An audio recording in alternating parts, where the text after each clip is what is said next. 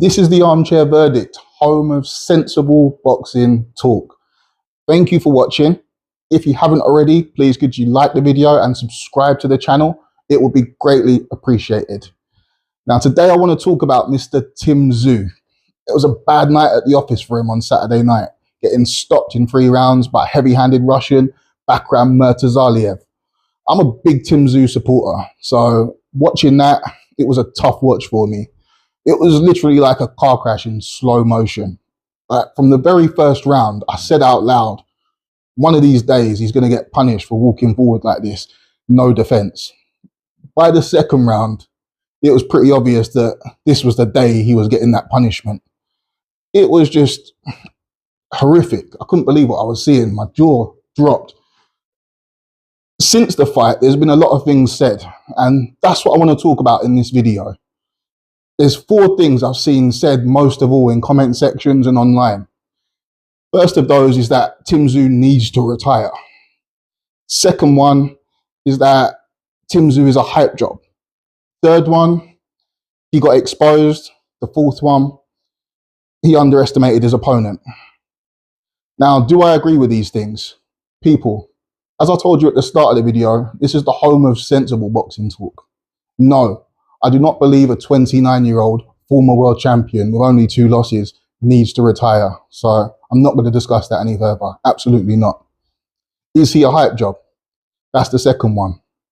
I don't agree with that either. I think he's a good fighter, but he does have limitations. I've seen better fighters than Tim Tszyu take worse beatings than that. So no, I don't think he's a hype job. Did he overlook his opponent? Now this, I have to agree with to an extent. In the build-up to the fight, I did see him doing a few interviews and he was talking about other opponents. There was mentions of Errol Spence, Terence Crawford, maybe a Fundora rematch. So if you're talking about other opponents, maybe you have taken the eye off the ball a little bit and you're not focusing fully on your opponent. So I totally get that criticism and I agree with it. Was he exposed? This one's really interesting. I do agree with this one to an extent. Obviously, there were things about his game plan, him that were exposed. He showed real lack of defense, showed bad limitations. I mean, there was no plan B in there. He was just coming forward the whole night. Even when he was hurt, he was walking into the fire. And I'm screaming at the TV, like, what are you doing? Like, you can't always fight fire with fire. Sometimes you got to fight fire with water. Just like when you're hurt, especially, back up, get your bearings back. It's a 12-round fight. What's the rush? That kind of game plan isn't going to work against everybody. Unless you're Gennady Golovkin, forget about it. There's more than one way to crack an egg, so just chill out a bit. But he just wasn't doing that. It was just walking forward, eating shots. And it was like a ticking time bomb. It was only a matter of time before he was going to get taken out. And the inevitable happened after 3 rounds. So yeah, he was exposed 100%. And he needs to go back to the drawing board. He needs to talk to his team. They'll need to sit down and address what happened on Saturday night, because that can't happen. But this is a guy now that's on the back of 2 losses in a row. The first loss against Fundora, I didn't think was a big deal. It was one of those things that happens in boxing sometimes. He took the fight on short notice against a tall, rangy, tricky opponent. I mean, Fundora, I believe he's 6'5", so he's a lot taller than everyone else in the junior middleweight division. And Tim was preparing to fight Keith Durban, who's completely different. In the first couple of rounds of the fight against Fundora, Tim Tszyu was doing great. He was winning the fight, landing the jab. It was looking good. Obviously, he suffered that horrific cut, and it was downhill from there. Still fought very bravely. You could see he was struggling to see with all the blood on his face, but fought his way to a split decision loss, which I thought was respectable and admirable. So I didn't really see the loss as a big deal. It was a bad situation, but all things considered, I think his stock went up after the loss, and I don't think he lost a great deal of respect for it. This was something completely different. I mean, this was a beatdown, and there was big holes in his game that were exposed.